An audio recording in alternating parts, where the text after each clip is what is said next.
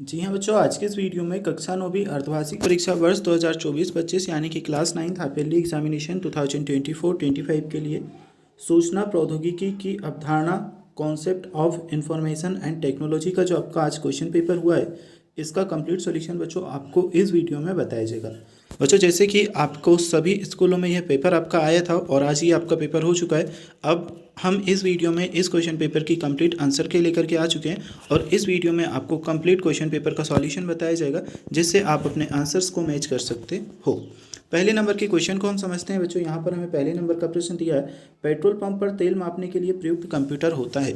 Options में बच्चों हमें 4 ऑप्शन दिए हैं, digital computer, analog computer, mainframe computer और सुपर कंप्यूटर।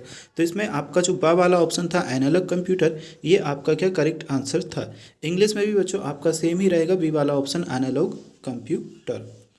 चलिए इसके बाद में दूसरा क्वेश्चन देखते हैं। माउस है एक, माउस क्या है? इनपुट उपकरण है, आउटपुट उपकरण है, संग्रहण उपकरण है, उपरोक्त में से कोई नहीं। तो इसमें हमारा इनपुट उपकरण आ वाला ऑप्शन जो है सही उत्तर है। माउस एक इनपुट उपकरण है, यानी कि बच्चों इंग्लिश में भी आपका इनपुट डिवाइस आंसर ए वाला आपका रहेगा। तीसरे नंबर का प्रश्न देखते हैं, एक छोटे क्षेत्र में फैले नेटवर्क को क्या कहते हैं? ऑप्शंस में हमें LAN, MAN, WAN उक्त में से कोई नहीं दिया है। तो एक छोटे क्षेत्र में फैले नेटवर्क को LAN यानी कि लोकल एरिया नेटवर्क बोलते हैं, यानी कि बच्चों ए वाला जो आपका ऑप्शन है इसमें सही उत्तर है। चलिए इसके बाद में हम देखते हैं फोर्थ नंबर का क्वेश्चन। विंडोज में से किसी फाइल को डिलीट करने पर वह फाइल कहाँ जाती है? ऑप्शंस में दिया है रिसाइकल बिन, डेस्कटॉप पर, माई कंप्यूटर पर, उपरोक्त में से कोई नहीं। तो अगर विंडोज़ में से हम किसी फाइल को डिलीट करते हैं तो इसके बाद में वह रिसाइकल बिन में जाती है, यानी कि बच्चों जो आपका आ ऑप्शन है रिसाइकल बिन सही उत्तर है। बच्चों आप कमेंट बॉक्स में ज़रूर से बताइए कि आपने कितने प्रश्नों को सही किया है। ठीक है, चलिए यहाँ से रिक्त स्थानों को हम देखते हैं। 5वें नंबर का जो हमारा प्रश्न है, बिट समूह को निबल कहते हैं। Bit is called nibble. तो इसमें बच्चों हमारा आ जाएगा निबल बिट के समूह को, है ना बच्चों। तो यहाँ पर गलती से गलत उत्तर लिखा, आपको करना क्या था, देखिए निबल काटिए। 4 बिट का जो समूह होता है उसे निबल कहते हैं। ठीक है, 4 आपको इसमें लिखना था। इसके बाद में कीबोर्ड की सबसे लंबी कुंजी है। तो कीबोर्ड की सबसे लंबी कुंजी बच्चों स्पेस बार होती है, जिसे हम स्पेस देने में यूज़ करते हैं। ठीक है, इसके बाद में है सबसे तीव्र संचरण का माध्यम है। तो ऑप्टिकल फाइबर सबसे तीव्र संचरण का माध्यम है। इसके बाद में है माउस के दोनों बाएं एवं दाएं बटनों के बीच में होता है। तो माउस के दोनों बाएं एवं दाएं बटनों के बीच में स्क्रॉल व्हील होता है। बच्चों कंप्लीट सॉल्यूशन हम बताएंगे। रिक्त स्थान और जो आपके ऑब्जेक्टिव टाइप के प्रश्न हैं इन्हें हम सॉल्व कर चुके हैं। ठीक है, इनमें से आपने कितने प्रश्न सही किए हैं, कितने गलत किए हैं, कमेंट बॉक्स में ज़रूर से बताइएगा। चलिए अब देखते हैं बच्चों, आपके अतिलघु उत्तरीय टाइप के प्रश्न हमें यहाँ पर दिए गए हैं। तो very short answer type question यहाँ पर हमें देखने को मिल जाता है। संकेतों को एनालॉग से डिजिटल और डिजिटल से एनालॉग में बदलने वाली युक्ति को कहते हैं। तो बच्चों देखिए, इनके आंसर्स भी मेरे पास में है, मैं आपको यहाँ से बताऊंगा। जैसे कि यहाँ पर आंसर हमने लिख दिया, संकेतों को एनालॉग और डिजिटल से एनालॉग में बदलने वाली युक्ति को मॉडेम कहते हैं। ठीक है, ये इंग्लिश और हिंदी दोनों चीज़ों में हमने यहाँ पर आंसर लिख दिया है। 9th नंबर का जो आपका क्वेश्चन है इसके लिए आपका आंसर है। तो इसमें आपका जो आंसर आना था मॉडेम आना था।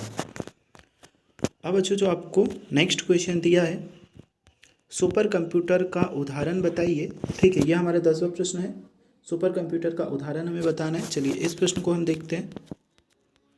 तो देखिए, सुपर कंप्यूटर का उदाहरण है पैरेम और ये समिट सिरेला। ठीक है, ये आपका 10th नंबर के क्वेश्चन का आंसर है। और जो 10वें नंबर के प्रश्न के बाद में आपका जो 11वां प्रश्न था, ALU का पूर्ण रूप बताइए। Right the full form of ALU। तो 11th नंबर के क्वेश्चन के आंसर में बच्चों आपको करना था, ALU का पूर्ण रूप है अरिथमेटिक लॉजिक यूनिट। ठीक है, 11th नंबर के क्वेश्चन के बाद में बच्चों हम देखते हैं आपका 12वें नंबर का क्वेश्चन, ऑप्टिकल फाइबर केबल की कोर पर चढ़ी परत क्या कहते हैं? ऑप्टिकल फाइबर के केबल की कोर पर चढ़ी परत को क्या कहते हैं? और 13वें नंबर के प्रश्न में पूछा है, डेस्कटॉप पर नया आइकन कैसे बनाया जाता है? तो 12 और 13 नंबर के जो क्वेश्चन है बच्चों, इनके आंसर्स आपको यहाँ से देखने को मिलेंगे। ऑप्टिकल फाइबर केबल की कोर पर चढ़ी परत को क्लैडिंग कहते हैं। ठीक है, ये इंग्लिश में भी आंसर लिखा है। इसके बाद में 13 नंबर का जो हमारा क्वेश्चन है, डेस्कटॉप पर नया आइकन बनाने के लिए राइट क्लिक करें, न्यू विकल्प चुनें, शॉर्टकट पर क्लिक करें और विवरण भरें। ठीक है, ये तीनों पॉइंट्स हमें इसके लिए करने हैं। चलिए 13 नंबर के क्वेश्चन के बाद में बच्चों हम देख लेते हैं जो आपका 14 नंबर का क्वेश्चन है, वाईफाई का पूरा नाम बताइए, right the full form of wifi. तो वाईफाई का पूरा नाम हमें बताना था क्वेश्चन नंबर 14 में। और क्वेश्चन नंबर 15 जो आपका है, विंडोज़ में से किसी प्रोग्राम को किस प्रकार चालू किया जाता है। तो क्वेश्चन नंबर 14 और 15 का आंसर चलिए बच्चों मैं आपको बता देता हूँ। तो वाईफाई का पूरा नाम है वायरलेस फिडेलिटी, ठीक है, वाईफाई का पूरा नाम वायरलेस फिडेलिटी होगा। और क्वेश्चन नंबर 15, विंडोज़ में किसी प्रोग्राम को चालू करने के लिए, तो इसका आंसर आप देख सकते हो बच्चों यहाँ से। सबसे पहले स्टार्ट मेनू से करते हैं, प्रोग्राम पर क्लिक करते हैं, सर्च बार में नाम टाइप करते हैं और ठीक है, यही आपकी प्रोसेस है क्वेश्चन नंबर 15 के लिए, ये आपका आंसर है।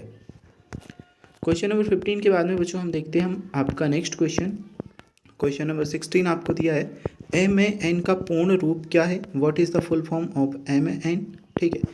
और फिर हमारे जो शॉर्ट टाइप के क्वेश्चन है ये भी आप देख लीजिए। ऑप्टिकल फाइबर केबल की संरचना का चित्र बनाना है, तारा टोपोलॉजी क्या है। तो बच्चों यहाँ पर MAN का पूर्ण रूप है मेट्रोपॉलिटन एरिया नेटवर्क, ठीक है, मेट्रोपॉलिटन एरिया नेटवर्क। और इसके बाद में जो आपके शॉर्ट टाइप की क्वेश्चन है, ऑप्टिकल फाइबर केबल की संरचना का चित्र आपको बनाना था। तो कोर केंद्र, क्लेटिंग, कोर पर सड़ी परत और बफर कोटिंग, ये सभी आपको बनाना रहता। 18 नंबर का जो क्वेश्चन है, तारा टोपोलॉजी, इसका देख सकते हैं, इसमें सभी कंप्यूटर का एक केंद्रीय डिवाइस या स्विच से जुड़े होते हैं, इसमें डेटा आदान प्रदान केंद्र के माध्यम से होता है। तो यही आपका बच्चों 18 नंबर की जो क्वेश्चन है इसका आंसर रहेगा। इसके बाद में देखिए क्वेश्चन नंबर 19 में आपसे पूछा था रीनेम क्रिया से आप क्या समझते हैं। क्वेश्चन नंबर 20 में हमसे पूछा था विंडो को मिनिमाइज, मैक्सवाइज और क्लोज करने को समझाना था। GUI को हमें समझाना था। कॉपी और पेस्ट की क्रिया को समझाना था। तो 19, 20, 21 और 22 नंबर के प्रश्न का आंसर हम देखेंगे। देखिए बच्चों, रीनेम क्रिया से तात्पर्य किसी फाइल या फोल्डर के नाम बदलने से है, ठीक है। तो ये तो आपके 19वें नंबर के प्रश्न का आंसर लिखना था। इसके बाद में क्वेश्चन नंबर 20, विंडो में मिनिमाइज, मैक्सवाइज और क्लोज करना। तो मिनिमाइज का मतलब होता है आइकन पर क्लिक करें, टाइटल बार। मैक्सवाइज का मतलब होता है आइकन पर क्लिक करें, ठीक है। और क्लोज का मार होता है टाइटल बार, एक्स आइकन पर क्लिक करें।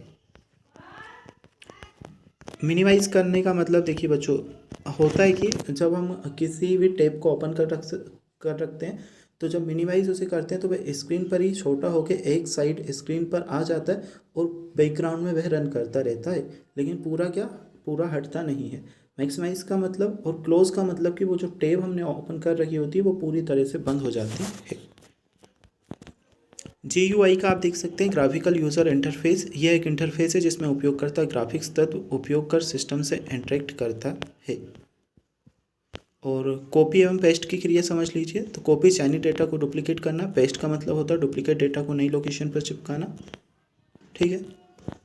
अब यहाँ पर आपसे क्वेश्चन पूछे, बाइनरी संख्या प्रणाली को उदाहरण से ही समझाना है, एनालॉग व डिजिटल संचार में अंतर बताने, और ई-लर्निंग किसे कहते हैं। तो बच्चों ये था आपका क्वेश्चन पेपर। थोड़े से और क्वेश्चन जो बचे हैं इनके आंसर्स भी आपको देखने को मिल जाएंगे।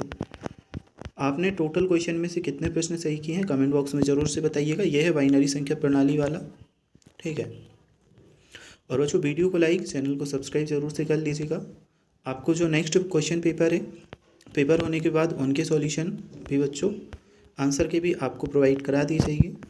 और हमने कुछ मॉडल पेपर आपकी एग्ज़ाम की तैयारी के लिए sample paper, practice paper upload कर रखे हैं, उन्हें चैनल पर जा कर के देख सकते हो।